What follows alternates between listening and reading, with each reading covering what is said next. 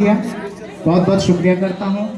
शुक्रिया करना मैं इस कोचिंग संस्था के संचालक आदरणीय शिक्षक लालू सर का, जिन्होंने बड़े सम्मान के साथ आमंत्रित किया और स्कूल परिवार हुए, चाहे वो लालू सर हो, पुष्प यादव जी हो, अविनाश सर हो, मनीष सर हो, विपिन सर हो, नीतीश सर हो, विकास सर हो, रजनीश सर, आप सभी का बड़े सम्मान के साथ नाम लेना चाहता हूं, क्योंकि आप सभी ने अपने मूल्यवान और महत्वपूर्ण मार्गदर्शन में बिहार और देश के भविष्य का नींव आपने इस संस्था से तैयार करने का हर संभव कोशिश किया है। और हाथ कंगन को आरसी क्या, पढ़े लिखे को फारसी क्या, आपने क्या मेहनत किया है, उसका नतीजा यही है कि मैं जो देख रहा हूं, आप अभिषेक जी को 441 अंक के लायक बना करके आपने साबित कर दिया कि आपकी संस्था उस दिशा में रात दिन मेहनत करती है और उसका फलाफल यही है कि दर्जनों नहीं सैकड़ों बच्चे बहुत बेहतर मार्क्स परसेंटेज से बिहार में अपना नाम रोशन किया है। आप सभी के प्रति, आप सभी की उज्जवल भविष्य की कामना करता हूं। और इस सम्मानित मंच पर बैठे हुए लालू सर की माता जी और वर्तमान में पंचायत के सम्मानित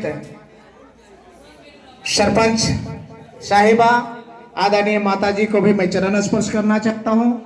पूर्व पार्षद हमारे आदरणीय दिनेश बाबू, समाज सेवी अंकित बाबू, और अभी कुछ ही दिन के बाद हम सभी को जिस पंप से गुजरना पड़ेगा अपने अपने मोटरसाइकिल में तेल लेने के लिए, आदरणीय पिंटू भैया इस सम्मानित मंच पे हैं। मैं बड़े दिल से आपके प्रति शुक्रिया अदा करता हूं कि आपने मंच की गरिमा बढ़ाया है, आपने महत्वपूर्ण समय निकाल करके आप इस मंच को समय दे रहे हैं। मैं भी सौभाग्यशाली हूं कि आप सभी के साथ सानिध्य मिल रहा है।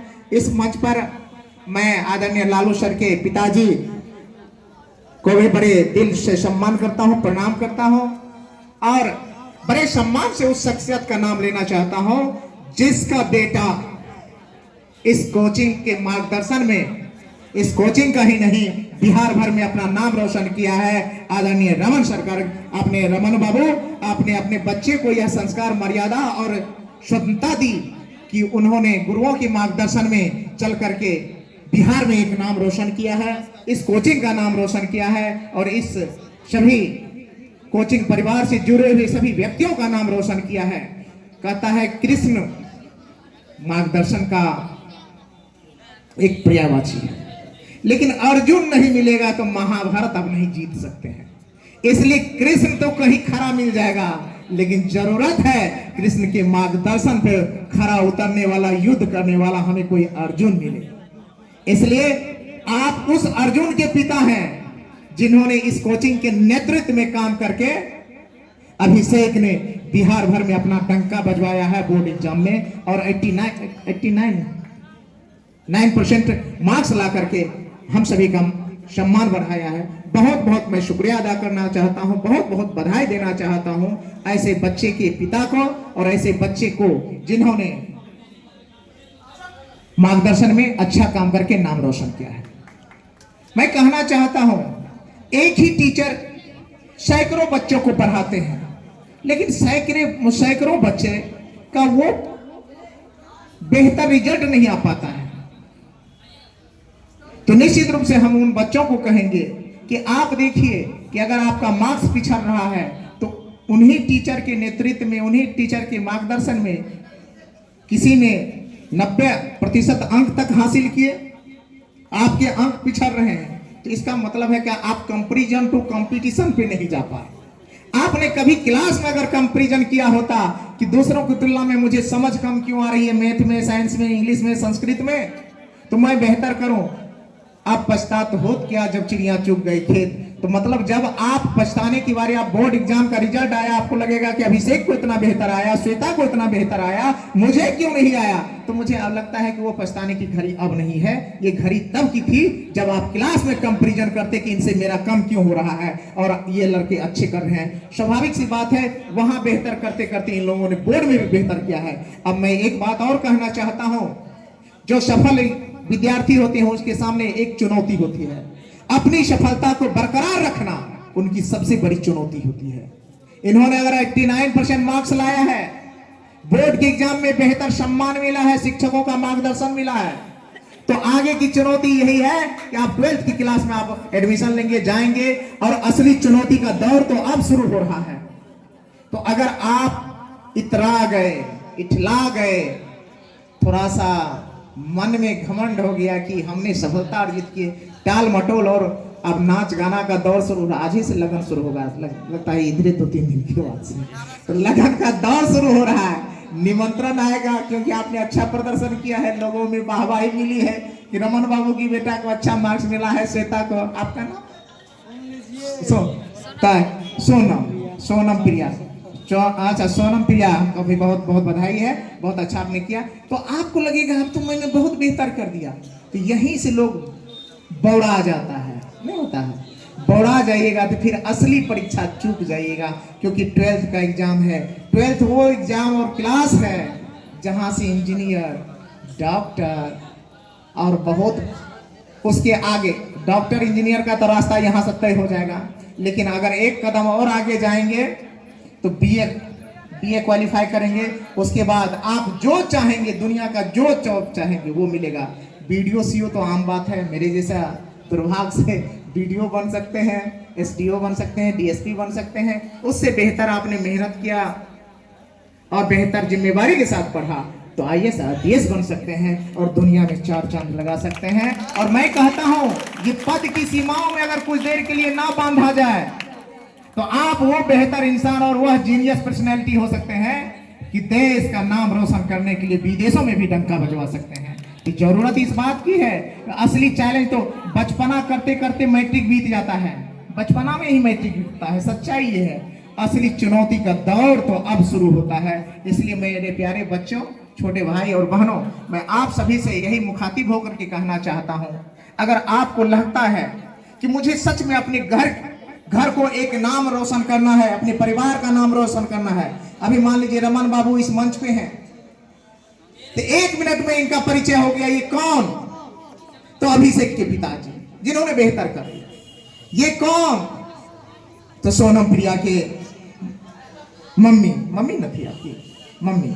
ये कौन? 1 मिनट में परिचय हो गया। मैं तो अभी थोड़ा वक्त कम है क्योंकि कोचिंग का पुरस्कार वितरण का समय ही थोड़ा सा ये हो गया, नहीं तो मैं बड़ी विस्तार से बताता हूँ। जिंदगी का हिस्सा 2 भागों में होता है, मेरे बड़े गौर से सुनना, अगर वक्त हो तो 1 मिनट के लिए सुन लेना।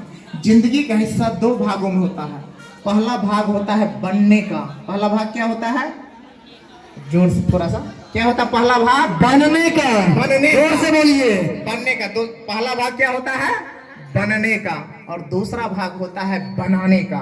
तो आप लोग अभी जो बच्चे हैं, जो कोचिंग में पढ़ रहे हैं, या इस कोचिंग में हो या कहीं किसी कोचिंग में हो, अगर आप पढ़ाई कर रहे हैं तो क्या कर रहे हैं आप?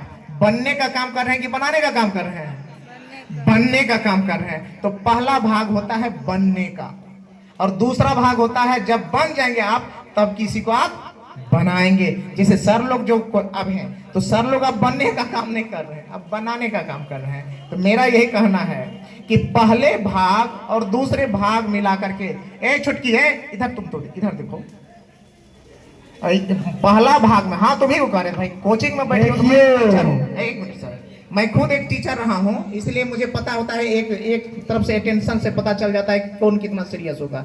अगर आप क्लास में सीरियस नहीं है, इंस्टीट्यूट के किसी फंक्शन में सीरियस नहीं है, तो मुझे लगता है जिंदगी में भी क्या सीरियस रहिएगा। जिंदगी में भी सीरियस नहीं होता है व्यक्ति। तो व्यक्ति को कहीं कहीं सीरियस होना चाहिए, और मुझे लगता है व्यक्ति को 100% क्या होना चाहिए? बनिया होना चाहिए। क्या होना चाहिए? 100% बनिया होना चाहिए। बनिया मतलब ये बनिया नहीं कि हम लोग सामान बेचने जाए, बनिया मतलब जीवन के किसी का सौदा करने वाला बनिया होना चाहिए। अपनी टाइम का, किसी का टाइम का। आपको लगे कि हम किसी इंस्टीट्यूट में, अगर मुझे लग जाए कि लालू सर की इस इंस्टीट्यूट में अगर मैंने 1 घंटा 2 घंटा दिया है तो मुझे भी मैं भी आकलन करता हूं 2 घंटा में मुझे क्या मिला। अगर मुझे आग 2 घंटा आने के बावजूद यहाँ से कोई रिस्पॉन्स नहीं मिलेगा तो मैं क्यों आऊंगा? मैं नहीं आऊंगा, सच कह रहा हूं सर, दिनेश भैया मैं सच कह रहा हूं, नहीं आऊंगा।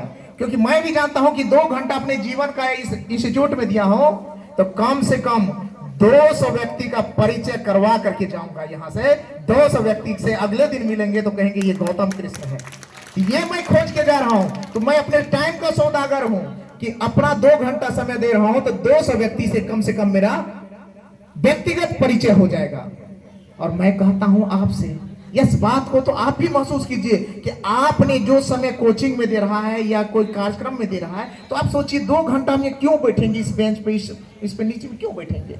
तो 2 घंटा दिए हैं तो कुछ ना कुछ सीख के जाएंगे। अगर सीख के नहीं जाएंगे तो फालतू ना। शरीर यहाँ है, मन मक्के के खेत में है, गेहूं पीग रहा है तो थ्रेसर नहीं हो रहा है, उस पर क्यों दिमाग लगाएं? जहां है वही दिमाग लगाएं। हमारे साथ लोग जब दिल्ली में तैयारी करते थे तो हम तो पढ़ाई करते थे, इसमें कोई शक नहीं है, लेकिन मेरा बहुत सारा बैचमेट था जो कहता था कि गौतम आज बारिश हो गई है, पप्पा मकई केना पटवे हेते? हम कह रे गधा, तू छी दिल्ली में IAS की तैयारी कर छी, बाप का मकई पटवे छी पूर्णिया में, होते छोटी होते जना पटवे पटवे। और सच्चाई यही है कि वो मकई आज भी पटवा रहा है दिल्ली से। मेरी बात समझे? तो 100% जहां तन होगा वही मन होगा। जब तन और मन का मेल हो जाएगा तो रिजल्ट को कोई रोक लेगा? मार्गदर्शन बेहतर मिल जाए फिर सटीक निशाना बढ़ेगा। और उसके बाद तो यही कहेंगे जब तक तोड़ेंगे नहीं तब तक छोड़ेंगे नहीं, और हर काम पे लगे रहेंगे उसी मुस्तैदी के साथ। तो मैं कह रहा था कि अपने जिंदगी के दोनों हिस्सा को 100 बांध लीजिए। 100 में पहला हिस्सा और दूसरा हिस्सा, पहला बनने वाला दूसरा बनाने वाला, ये दोनों मिलाकर के 100 मान लीजिए। तो पहले वाले हिस्सा जिसमें आप बनने का काम करते हैं, जितना % आप काम करेंगे 100 माइनस उतना कर दीजिएगा, शेष काम इस सेकेंड भाग में बचा रह जाएगा। ये भाग वाला काम भी कौन करेगा? आप करेंगे। जैसे मान लीजिए एक उदाहरण देते हैं, इसको समझाते हुए मैं भी चला जाऊंगा, देर हो रही है मुझे भी। सर आप भी सुनिए सर, अटेंशन प्लीज। तो मैं कह रहा था पहले वाले हिस्सा में क्या, कोई एक बंदा है, 4 आदमी का उदाहरण लेते हैं, 4 आदमी का। मैं पूछूंगा पीछे से जिन्होंने सुना है या नहीं सुना है। तो पहले वाले बंदा को मान लीजिए 4 आदमी को इधर से लिए, फर्स्ट वाले हिस्सा में ये 4 आदमी है। सब देख लीजिए, मेरा उदाहरण अच्छा लगेगा आप लोगों को। तो पहला वाला बंदा क्या किया है, पहले हिस्सा में जिंदगी का कौन हिस्सा चल रहा है? पहला हिस्सा। पहले हिस्सा में ये 4 व्यक्ति में पहला व्यक्ति 10% से 15% काम करता है। शेष कितना बच जाएगा इस हिस्से में, इसके जिम्मे में 85%, इसको बच जाएगा 85। दूसरा व्यक्ति करता है 40 से 50% काम, तो शेष कितना बच जाएगा? 60%। तीसरा करता है 70 से 80% काम, 30%। और तीसरा करता है 80 से 90% काम, शेष पड़ेगा 10%। अब सोचिए, तो इन लोगों ने 4 व्यक्ति जब बनने का काम हो रहा था तो इस समय कम ज्यादा कुछ आदमी नहीं होता है, सर के पास आए हैं RSL कोचिंग में, चल बगल में मत्स्यगंधा में आजकल शीशा वाला ओवरब्रिज सुन रहे हैं बन रहा है, चलो देख के आते हैं। पहले से मोबाइल खरीद रहा है, कैमरा वैमरा देख रहा है, स्पोर्ट चयन करके देखा रहा है, किसके किसके साथ जाएंगे फोटो खींचेंगे, वो सब कुछ सोच रहा है। ये 10% वाला अब पढ़ाई कितना कर रहा है? 10% से 15% कर रहा है। अब बाद बाकी काम किस में? लफुआगरी में, लुच्चापनी में, मारपीट में, सोने में, खाने में, अच्छा कपड़ा पहनने में, डिस्को पे डांस करने में। भाई किसी दोस्त उसका कोई शादी नहीं छोड़ सकता है, कोई बर्थडे नहीं छोड़ सकता, सारा काम इधर निपटा रहा है। कौन? कितना काम कर रहा है पहले हिस्से में? अब पढ़ाई वाला काम अगर 10 घंटा है तो 10 घंटा में कर रहा है 1 घंटा 1.5 घंटा, बाद बाकी छोड़ रहा है बाबूजी के हिस्से में। ठीक है, चलिए ये अगर 10% काम किया, दूसरा वाला कर रहा है 30 से 40% तक, तीसरा कर लिया 60 से 70% और चौथा कर लिया 80 से 90। तो जब बनने की बात आएगी, यहाँ कहता है बेटा इस इस लाइन को क्रॉस करोगे तब सेकंड में इधर घुसोगे। ये पहला वाला पढ़ाई करने में कर रहा था 10 से 15%, एग्जाम दिया कुछ हुआ उसे, पढ़ाई वो छोड़ छाड़ के दिया। इधर क्या बनेगा, ये लेबर बनेगा। 10 घंटा जब रिक्वायरमेंट हो, अगर 1 घंटा कोई काम करेगा तो क्या करेगा, या तो एग्जाम ही नहीं देगा, डर से छोड़ देगा, तो अगर देगा भी तो कोई रिजल्ट नहीं होगा। तो इधर बन गया कौन चीज, लेबर बन गया। लेबर बने क्या करेगा, पढ़ाई ही नहीं अच्छा किया है तो लेबर बना, मजदूर बना, पटना पंजाब हरियाणा में जाकर के अपना ईटा उठाने का काम कर रहा है। तो अब इसका मेहनत कितना, 50% शेष बचा हुआ है। तो जिंदगी भर और आखिरी सांस तक इसको करना पड़ेगा कि नहीं करना पड़ेगा, क्योंकि शेष सारा काम इधर बचा के रख रहा होता। तो इसकी जिंदगी क्या होगी, बड़ी टफ हो जाएगी। दूसरा वाला बंदा इधर 30 से 40% काम किया था तो ये बन जाएगा मास्टर साहब, क्लर्क बन जाएगा, थोड़ा इसी ग्रेड का, ये सी ग्रेड का काम जॉब कोई मिलेगा, क्योंकि इन्होंने बहुत बेहतर काम नहीं किया है, 30 से 40% ही काम किया है, तो उसी कैटेगरी का जॉब मिलेगा आपको। ऐसा तो नहीं है ऑफिसर तो नहीं बनिएगा। तो शेष बच जाएगा इस साइड में आपको 60 से 70%। तो इधर वो अगर मास्टर साहब बन गया, क्लर्क बन गया, किरानी, हम किसी जॉब को छोटा नहीं कर रहे हैं, बस एक उदाहरण दे रहे हैं। तो ये क्या कर रहा है, इस साइड में मोटरसाइकिल लेगा, दौड़ेगा 30 किलोमीटर 40 किलोमीटर जाके स्कूल जाएगा, उधर से फोन आया रे, स्कूल आया रे, अटेंडेंस छुटा रहे, ये हुआ, दौड़ा, खाया पिया, भाग। अपने से मोटरसाइकिल चला रहा है, अपने से खाना बना रहा है, अपने से लोहिया चलवा रहा है, धो रहा है, करेगा कि नहीं करेगा।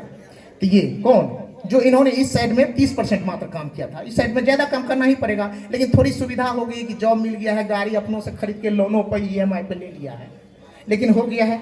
चलिए तीसरा व्यक्ति 60 से 70% काम कर दिया है इस साइड में, तो कम से कम मेरे जैसे वीडियो बन जाएगा, वीडियो बनेगा तो उसको गाड़ी मिलेगा, बॉडीगार्ड मिल जाएगा, ड्राइवर मिल जाएगा, आवास मिल जाएगा, सरकारी तेलों मिल जाएगा, खाना बनाना ही वाला मिल जाएगा, ऑफिस में जाएगा, मन हुआ घुमाते जाएगा, और जो मन हुआ काम किया, थोड़ा बहुत किया, फिर चल जाएगा आएगा। ठीक है, क्योंकि सारा सुविधा मिले, क्योंकि इन्होंने 60 से 70% काम किस साइड में कर लिया, इस साइड में कर लिया, और इस साइड में थोड़ा ही बचा हुआ 30% बचा हुआ था। 30% काम तो अनमनो ढंग से करेगा। इसके ऊपर में इसको चेक करने वाला सिर्फ एगो DM कहेगा, हेलो वीडियो साहब कहाँ है, तो कहेगा सर ऑफिस में है, ऑफिस में नहीं रहेगा, रूम में शुक्लो रहेगा, तो कोई चेक उक नहीं करने वाला है आमतौर पे। ठीक है, क्योंकि इन्होंने अपने जिंदगी का पहला हिस्सा में कितना काम कर लिया था, 60 से 70% काम कर लिया, तो इधर कम बचा हुआ है। तो अगर काम करने वाला है तो ब्लॉक भर का स्टाफ है, SDPO साहब हैं, बहुत सारे हैं, स्टाफ है सारा है। कहीं जाना हो, अरे गाड़ी निकालो, बस निकाला, ये कहेगा गाड़ी निकालो तो गाड़ी ड्राइवर लगा के सब कुछ तैयार है। समझ गए मेरी बात, समझिएगा बड़ी गौर से, नहीं समझिएगा तो समझ लीजिए फिर। तो चलिए अब चौथा उदाहरण लेते। एक बंदा है जो अपनी जिंदगी का 80 से 90 से 95% काम इस साइड में ही कर लिया, शेष कितना बचा है 5%। ये बनेगा DM, ये बनेगा SP, ये बनेगा बहुत बड़ा आदमी। इस साइड में इसको कोई काम है, जब किसी को पुकारना हो कहेगा रमेश, मान लीजिए ड्राइवर का नाम है, अरे रमेश को, ड्राइवर को छोड़ो नहीं यार, वो इतना भी नहीं कहता है कि ड्राइवर तुमको चलना है। मान हुआ ऑफिस से निकला तो देखा कि ड्राइवर उससे पहले से गाड़ी पर बैठा हुआ, बोलबो नहीं किया, आएगा तो दस्तखत में मान लीजिए जैसे मेरा नाम है गौतम कृष्ण, तो इतना वीडियो बनेगा, वीडियो वाला आदमी पूरा लिखेगा गौतम कृष्णपुर वीडियो पूर्व राजद प्रत्याशी कलना लिखा। अब वो कैसे करेगा DM साहब इतना भी नहीं करता है मेहनत। नहीं हो तो कभी बगल में चैम्बर जाकर देख लीजिएगा, शायद मिलने भी नहीं होगा। जाएगा तो एक गाड़ी कम से कम पहले सायरन बजाती हुई जाएगी, सो ढू करते हुए। अरे भैया, जिस इलाका में जाता है थर थर आता है, क्योंकि इन्होंने 95% काम इस साइड में कर लिया था, और तुमने 95 साइड अपने बपौती के भरोसे इस साइड में छोड़ दिया था। इसलिए हम लोग 3rd ग्रेड के आदमी हो जाते हैं, ये 1 ग्रेड का आदमी हो जाता है। तो हम कहते हैं और आपको मेहनत इस साइड में करना चाहिए, तो आप मेहनत करना चाहते हैं इस साइड में। तो जो भी गरीब घर के बच्चे हो तो उनसे तो मैं स्पेशली कहता हूं, बाबू जिंदगी का पहले हिस्से में काम कर लो, दूसरा हिस्सा बड़ी कठिन होगा, बड़ी कठिन होगा।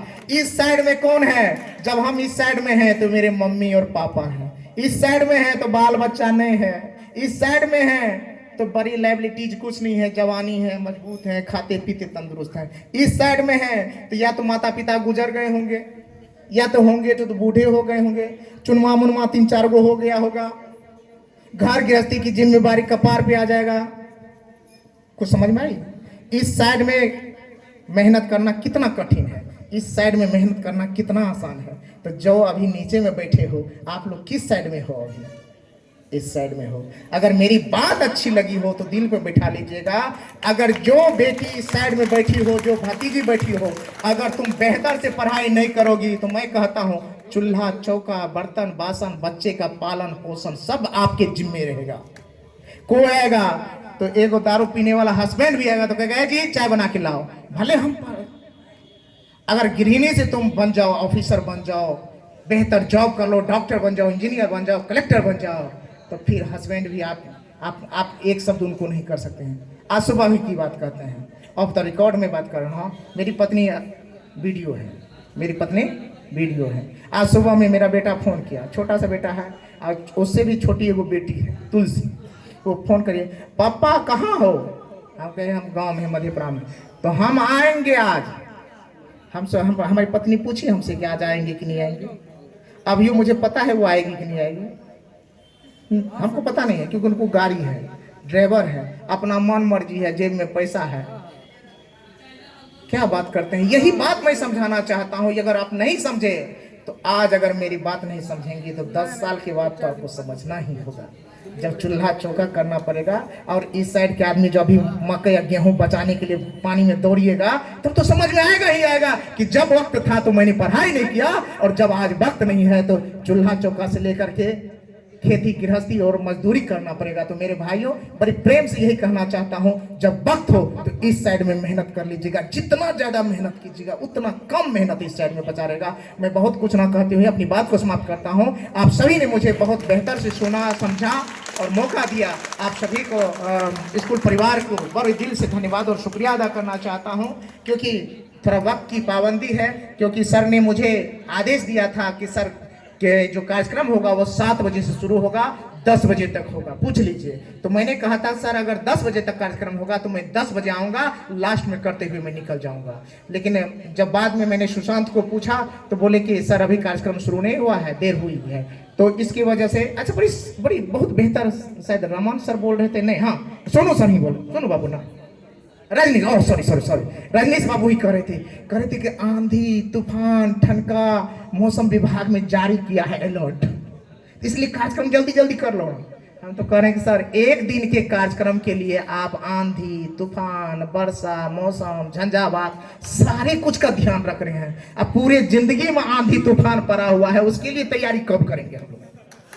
नहीं है, पूरे जिंदगी में आंधी तूफान पड़ा हुआ है और आपको लगता है आज की पढ़ाई कल करेंगे, आज की जिम्मेवारी कल करेंगे। आज बोले शर्ट चाहिए, कपड़ा चाहिए, लहंगा चाहिए, बर्थडे चाहिए, तो सब आदमी लग रहे। क्या बात करते हैं हम? जो असली काम है उसी को हम लोग टाल मटोल देते हैं। हम कहते हैं बोलने का तो बहुत दिल चाहता है, लेकिन है क्या, सर का समय उल्टा हो गया और मुझे इसके बाद परमिनिया हॉल्ट पे जाना है, सेम यही कार्यक्रम है। और उसके बाद फिर बलुआ पुल पे जाना है, सेम यही कार्यक्रम है। और उसके बाद मधेपुरा जाना है, उसके बाद बीजलपुर जाना है, यानी कि 12 बजेगा आज भी रात 12 बजेगा। लेकिन मैं यही कहना चाहता हूँ, बस इस साइड में काम नहीं करोगे तुम्हारे नाना को ही सही, इस साइड में तो करना ही पड़ेगा। इसलिए जब से भैया इधर निपटा लो। तो यही कह रहे हैं, जिंदगी में जब आपको मौका हो तो कभी चूकिए नहीं, चूक जाएंगे तो फिर बड़ी दिक्कत होगी इस साइड में।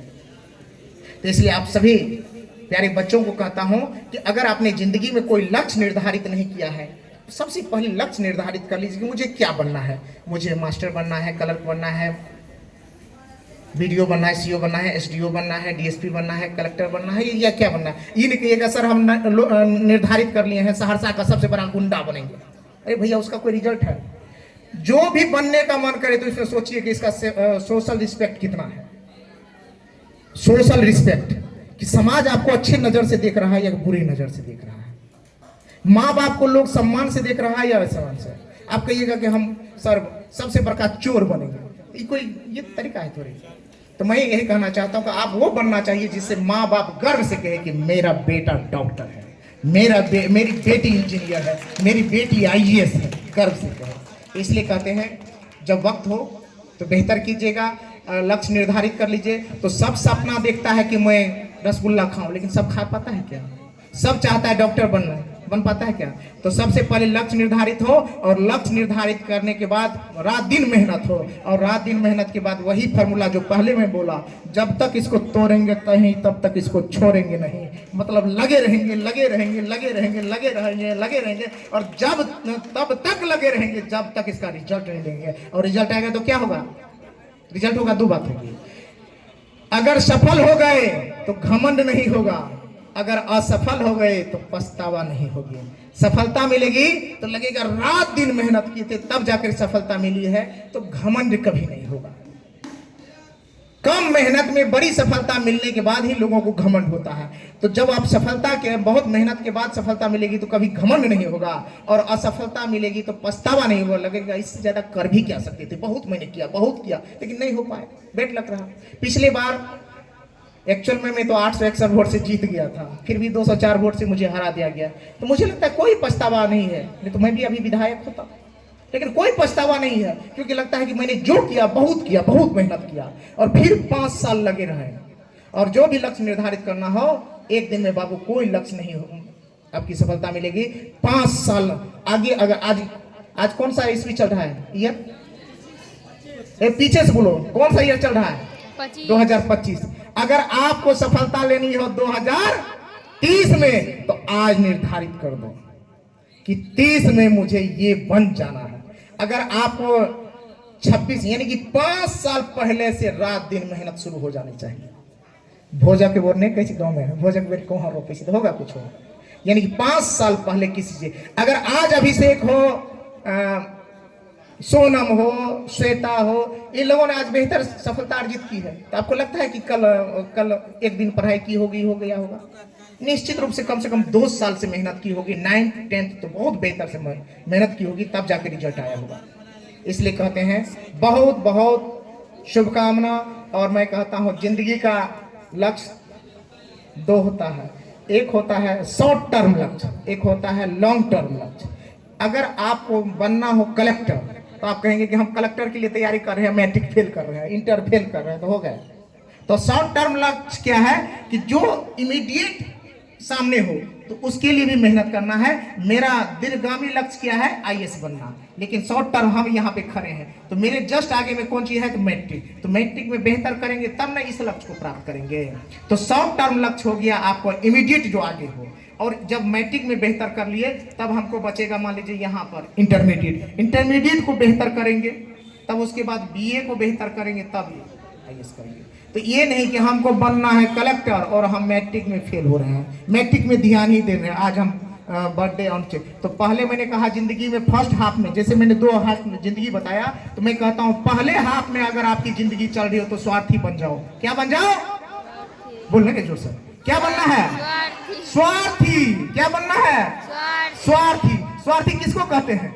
जो किसी के लिए समय नहीं देता है, जो सिर्फ अपने मतलब से मतलब ही रहता है। तो स्वार्थी नहीं बनोगे तो आपका टाइम ही नहीं बचेगा। स्वार्थी नहीं बनोगे तो टाइम ही नहीं बचेगा। आए कि चचेरा बहन के बियाह तो 3 दिन पहले से हल्दी मेहंदी के पूरा सेट तैयार किया रहा है। अरे शादी तुम्हारी नहीं हो रही है, शादी जिसकी हो रही है उसकी उछालो। मेरी बात बड़ी गौर की है, बड़ी दिल को छू लेने की है, समझने के लिए काफी है। नहीं समझिएगा तो नहीं समझिएगा। तो शादी हो रही है किसी का, हम 4 दिन से हल्दी मेहंदी का सेट तैयार कर रहे हैं, लहंगा तैयार कर रहे हैं, झुमका उमका तैयार कर रहे हैं। इधर से छोड़ा सा भी फटल का जीन्स उन्स तैयार कर रहा है, उसको कौन कहते हैं एक्सीडेंटल जीन्स, वो सब तैयार कर रहा है कि कैसे डीजे पे नाचेंगे। अरे भैया शादी जिसकी हो रही है उनको होने दो, तुम कहे इतना पागल की तरफ पड़े हुए हैं? तुम स्वार्थी बन जाओ, स्वार्थी बन करके अपना रिजल्ट बेहतर कर लो, अपना रिजल्ट बेहतर कर दो। 4 दिन तुम्हारा समय चला जाएगा ब्याह में, दूसरे दोस्त के ब्याह में फिर चलेगा, दूसरे का बर्थडे में चल जाओ, कोई बात नहीं। तुम लोग अपना भी बर्थडे मत मनाओ, हम तो कहते हैं बर्थडे मत मनाओ। क्यों हम एक दिन समय बर्बाद करेंगे? फलना तुम आना, चाची आइएगा, आंटी जी आइएगा, काहे भाई? हमको नहीं बनाना है आंटी। हम इतना बड़े आदमी बन जाएंगे, मेरा बर्थडे दूसरा बनाएगा। गांधी जी अपने से मनाते हैं बर्थडे, अब तो बेचारे गुजर गए हैं। गांधी जी अपने से मनाए हैं, सुभाष चंद्र बोस जी अपने से मनाए हैं, भगत सिंह जी अपने से मनाए हैं। इतना बड़े तुम बन जाओ कि तुम्हारा बर्थडे दूसरा खोज के कैलेंडर में लाल घेरा से घेर करके सोचिए उस दिन हमको बर्थडे में। कल अंबेडकर साहब की जयंती है, अंबेडकर साहब जी अपने से मनाएंगे बर्थडे? अंबेडकर साहब नहीं है, लेकिन वो इतने बड़े पर्सनैलिटी बन गए हैं कि पूरा दुनिया उसका बर्थडे मनाएगी। देख लीजिएगा पूरा दुनिया। यही कहते हैं कि आप इतने बड़े बन जाओ ना। तो इसलिए बाबू हम यही कहेंगे कि पहले हाथ में क्या बनना है, क्या बनना है, स्वार्थी। स्वार्थी बनोगे तो समय बचेगा। और जब सफलता मिल जाएगी तब क्या बनना है, परमार्थी। क्या बनना है, परमार्थी। मतलब हर कुछ डोनेट कीजिए 100%। तुम्हारे यहाँ कौन सी है रे, शादी है बेटी के, चलो हम आ रहे हैं 6 काम में। वो बोला नहीं बोला, हम ही चल दिए। अच्छा हॉस्पिटल में कोई गया है क्या, हाँ चलो हॉस्पिटल जा रहे हैं। अच्छा कोई वहां झगड़ा हुआ है, क्या है झगड़ा हो रहा है, मतलब अब परमार्थी हो गए, दूसरे की भला में अपना जीवन दे रहे हैं। कब, जब सफल हो गए तब। असफल होके जाइएगा तो कहे के लिए आए, तुमको तो अपने ठौरे ठिकाने हो, दूसरे में कहे आए हो। मेरी बात समझे, समझे कि नहीं समझे। हम भी एक कोचिंग चलाते थे, आप लोगों को इसलिए बोले, पटना में मेरा इंस्टीट्यूट था। जब हम यहाँ से जब आइए वीडियो थे, नौहट्टा का वीडियो थे, तो वीडियो से रिजाइन करने के बाद 15 का चुनाव लड़े और उसके बाद असफलता मिली तो पटना में एक इंस्टीट्यूट खोले, पटना यूनिवर्सिटी के जस्ट सामने। उसका नाम था टॉपर्स व्यू। हमारे यहाँ से भी लगभग 50 तो ऑफिसर जरूर मेरे क्लासरूम से कंप्लीट किया है, ये मुझे सौभाग्य है।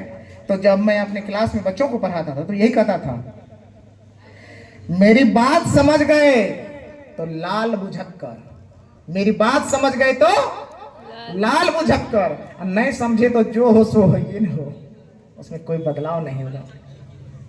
अगर मेरी बात समझ गए 2 चीज, तो स्वार्थी, आज के बाद स्वार्थी। और जब सफल हो जाएंगे, डॉक्टर बन जाएंगे, तब क्या बन जाएंगे, परमार्थी। डॉक्टर साहब का फीस हुआ 10,000, तो एक गरीब है इसको छोड़ दो, छोड़ दो, 2,000 लोग काम चला दो। तो क्या कर रहे हैं, डोनेट कर रहे हैं। किसके लिए कर रहे हैं, तो समाज के लिए कर रहे हैं, गरीबों के लिए कर रहे हैं, मानवता के लिए कर रहे हैं, संबंध बचाने के लिए कर रहे हैं। लेकिन जब इधरे हम पहले समाज से भी बन जाएंगे, इधर घंटा बनिएगा, कुछ नहीं बनिएगा। जब आपको कुछ हो भी नहीं करेगा तो उधर कौन बुलाएगा। अगर मैं वीडियो नहीं होता तो इस मंच पे लालू सर खड़ा होने देते, अंकित सर आने देते, दिनेश भैया खड़ा होने देते, प्रमोद भैया खड़ा होते, रमन भैया यहाँ खड़ा होने देते। मैं पूछ रहा हूँ आपसे, अगर मैं वीडियो नहीं होता तो यहाँ खड़ा होने देते? आप लोग सुनते मेरी बात, आप कहते कि अपना बक्कर बक्कर करे, अपना तो मैट्रिक में फेल, कहते कि नहीं कहते? क्योंकि मैं वीडियो बना इसलिए आप हमें सुन रहे हैं। इसी तरह आप सफल होंगे तो आपको भी लोग सुनेगा। जो आज मेरे लिए हो रहा है वो कल आपके लिए होगा। इन्हीं चंद शब्दों के साथ, चंद शब्द तो नहीं, बहुत शब्द हो गया बहुत बहुत शुक्रिया, आप सभी ने समय दिया। बहुत बहुत शुभकामना करता हूँ। और अपनी चुनौती और अपनी समस्याओं को एक साथ लड़ना शुरू है। सुभाष चंद्र बोस की एक शब्द को कहते हुए अपनी बात को समाप्त करता हूँ। सुभाष चंद्र बोस ने कहा कि सपने तो सब देखते हैं, तो उन्होंने कहा ईश्वर से, हे ईश्वर, अगर मेरे अंदर आपने स्वप्न दिया है तो इस स्वप्न को पूरा करने की सामर्थ्य भी दो। सपना तो सब देख लेता है, सपना तो सब देख लेता है, लेकिन उसको पूरा कर पाता है क्या विकास सर? किसको, बहुत कम लोग करता है। तो आपके पास सामर्थ्य होना चाहिए। हमारे वो अमन पत्रकार जी हैं, हम परेशान रहते हैं कि 4 बजे रात तक जागता है और 4 बजे के बाद सोता है, 12 बजे दिन तक जगा रहता है। तब ये फोन कर रहे थे, लालू सर अभिषेक, हम कर रहे थे सर सोया हुआ है। अरे जागना पड़ता है। अब रैन कहा जो सोवत है, जो सोवत है सो खोवत है। तो जवानी है, मेहनत करने का चीज है। बुढ़ापे में कोई मेहनत करेगा क्या? बचपना में कोई मेहनत करेगा? जब जवानी हो तो मेहनत होना चाहिए। और हमारे संस्कृत के सर एक थे, बहुत अच्छा पढ़ाते थे, SNPM general high school Madhepura में। सर कहते थे, जवानी की राहें फिसलन भरी होती है, जवानी की राहें फिसलन भरी होती है, लेकिन सच्चाई तो यह है कि जवानी में ही पैरों में ताकत भी होती है। अगर अंगद की तरफ पैर जमा दिया और मेरा पैर फिसल जाए तो फिर मेरी जवानी किस काम की? अगर मैंने किसी चीज का प्रतिज्ञा कर लिया कि मुझे डॉक्टर बनना है और डॉक्टर बनने से कोई रोक दे, ऐसी कोई ताकत नहीं हो सकती है। लेकिन आपके पैरों में तो ताकत होनी चाहिए। आपके पैर में आज कह रहे हैं कि डॉक्टर बनवे पप्पा, कल कुछ पप्पा है मन कर इंजीनियर बने, पप्पा मन कर चाहिए बड़ भारी है, आप छोड़ दीजिए, आप बिहार पुलिस में लग जाइए। तो ऐसे नहीं, आप में ताकत होनी चाहिए कि अंगद की तरह आपने पैर जमा दिया तो रावण भी हिला ना पाएगा। बहुत बहुत धन्यवाद, शुक्रिया आप सभी को, बहुत बहुत।